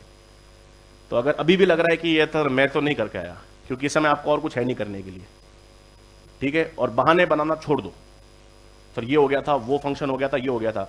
आदमी जो दिल से करना चाहता है ना, वो कर ही लेता है। आपका मन है कोई चीज खाने का ना, तो वो मिल नहीं रही, कुछ नहीं, को आप बहुत डेस्परेट है, बहुत क्रेविंग है, वो आप कर ही लोगे। आपने नहीं किया, बहाना बनाया, मतलब उतना था नहीं क्रेविंग आपके पास, उतना हंगर था ही नहीं। ईमानदारी से बताना, जो चीज बहुत करना चाहते हो वो कर ही लेते हो कैसे करके। आधा उधरा चाहते हो तो फिर नहीं होता है, फिर बोलते हो नहीं आया सर, लेकिन ऐसा मुझे बता देना किसी का एग्जाम्पल हो कि सर मैंने उस मतलब एक चीज को मतलब मैंने ऐसे बहुत कोशिश की, मतलब मैंने सब कुछ कोशिश कर ली फिर भी नहीं हुआ। Rare, extremely rare. उसमें कमियां हो सकती हैं लेकिन हुआ जरूर होगा। हाँ, उस एफिशिएंसी से नहीं होगा। लेकिन ऐसा कभी हुआ कि किसी का कि सर मैंने एक चीज के लिए 140% एफर्ट डाला और वो 0 रह गया। 140% एफर्ट डाला, 140% नहीं हुआ, ये हो सकता है। लेकिन मैंने 140% एफर्ट डाला और 0 रहा, ऐसा हुआ ही नहीं कभी। ऐसा कभी नहीं हुआ। हाँ, वो 10, 20, 30, 40, 50, 60 वो तो डिपेंड करता है, बहुत सारे वेरिएबल्स हैं। लेकिन आपने किसी चीज को 140% से किया तो वो 0 तो नहीं रहेगी, और वो 0 ही नहीं रखनी है बस। इसी सिस्टम से हर चीज, मतलब आप दोस्त भी बना रहे हो तो भी इसी एफर्ट से बनाओ, लोगों की मदद कर रहे हो तो भी इसी एफर्ट से करो। इंटेंट सही रखो, इंटेंशन सही रखो।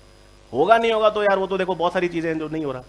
आपने बहुत मन से ऐसे दोस्ती करनी चाहिए, उसको नहीं, उसका परसेप्शन अलग था, उसको नहीं करनी थी, आपने कोशिश की ना, आपने पुट अक्रॉस तो करवा दिया कि यार मैंने तो बता दिया देखो जो भी मेरा सिस्टम था, और मैंने तो पूरा कोशिश कर लेना। अब उसके बॉल उसके कोर्ट में, मैंने बहुत एफर्ट डाल दिया, मैंने बहुत मेहनत कर ली, मैंने जितना करना था, अब नंबर कम आए वो उसके कोर्ट में, पेपर के कोर्ट में, मेरे कोर्ट में नहीं। मेरे कोर्ट में एफर्ट मैंने पूरा लगाया, बट मेरे कोर्ट में ये नहीं होना चाहिए कि सर मैंने एफर्ट ही नहीं लगाया, मैं सो गया, बाहर चला गया। तो बाहर चला गया पहले ही पता होगा, उससे पहले प्रिपेयर करके रखो। और एकदम सडनली हुआ तो आके प्रिपेयर करो, बहाना कैसे? एक दिन कम भी सो जाओगे क्या फर्क पड़ना है? 7 घंटे नहीं सोए, 6 घंटे सो गए, 1 घंटा कम, कभी मैं वो हो जाएगा, कोई मैटर इंपॉर्टेंट थोड़ी है। प्रायोरिटी तो आपको डिसाइड करनी है। नींद लेने आए हो जीवन भर तो सो, फिर 12 घंटे सो, 13 घंटे सो। सर मेरा जीवन का उद्देश्य ही सोना है। आपके ऑब्जेक्टिव भी तो होंगे ना कि सर मैं तो सोने आया, सर मैंने तो सोचा है 45 साल की उम्र तक मैं ऐसे इतने घंटे सो जाऊंगा, तो करो, उसका भी अलग है। फिर उसका यूट्यूब चैनल बनाओ, उसको प्रोपोगेट करो, अरे इन्फ्लुएंसर बनो, बहुत ऑप्शन है अब तो यार। If you like sleeping so much then make something of that sleeping. At least जो आपको पसंद है उसको मैं कैश इन तो करूं। When you are good at something never do it for free. देखो मेरी बात है ना, ऐसे धीरे धीरे आएगी समझ में, ज्यादा जरूरी नहीं एक बार में आए, एक बार में नहीं आएगी गहराई। बट हमेशा कोई भी चीज पसंद है ना आपको, लोगों को, सोसाइटी को लग रहा है ये क्या है, क्या कैसा कर, लेकिन नहीं, उनको लगने दो। अपन को पता है इसमें अपन बहुत अच्छे हैं, जबरदस्त है। तो मेरे को पता है कैसे बेहतर करना है। बायोलॉजी पढ़ाते होंगे 100 जने, मेरे को कोई फर्क नहीं पड़ता, अच्छी खराब नहीं होता, लेकिन मेरे को पता है, जो मेरे को पता है ना, वो बहुत सारी चीजों को नहीं पता है। वो कॉन्फिडेंस अलग ही आएगा आपको, वो जीवन में ऐसा वो चीजें हैं ना।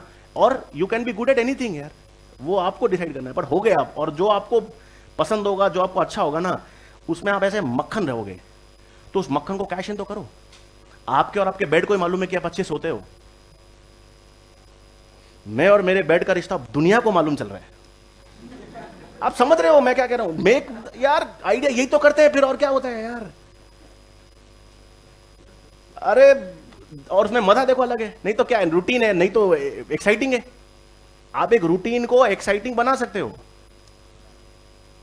आज सो गया, आज कैसे सोऊंगा, आज मैं यूट्यूब पे उठूंगा तो कैसे उठूंगा, मेरे बाल ऐसे होंगे ऐसे होंगे। अरे यार the point is minute thing, small thing, छोटी छोटी चीजों में मजे ढूंढो, एंजॉय करो, बॉडी लैंग्वेज स्ट्रांग रखो, डल मत रहो यार। वैसे मरे मुर्दे की तरह मत आया करो 8:30 पौने 10 बजे। मेरे को आधा गुस्सा जीवन मैसेज आता है, याद है ये सर नहीं लिखा, वापस करो सर। क्या यार, ऐसा ये बॉडी लैंग्वेज नहीं होनी चाहिए एट दिस एज यार। ठीक है, मैं तो बीमार हूं, मतलब मेरी ऑनेस्टली मेरा भयंकर गला गया हुआ है, जुकाम है, लेकिन अब मुझे अच्छा लग रहा है। शुरुआत में मुझे नहीं लग रहा था, शुरुआत में मेरे को लग रहा था मैं मतलब बोल भी नहीं पा रहा हूँ, लेकिन इंटरेक्शन होने से मैं भूल गया कि मेरा नाक भी खराब था, मेरा गला भी खराब है। अरे मतलब छोटी, और इसको करो, जेनेटिक्स का मेरे को बहाना नहीं चाहिए मंडे को। हाँ मैं तबीयत खराब है, मैं जा रहा हूँ।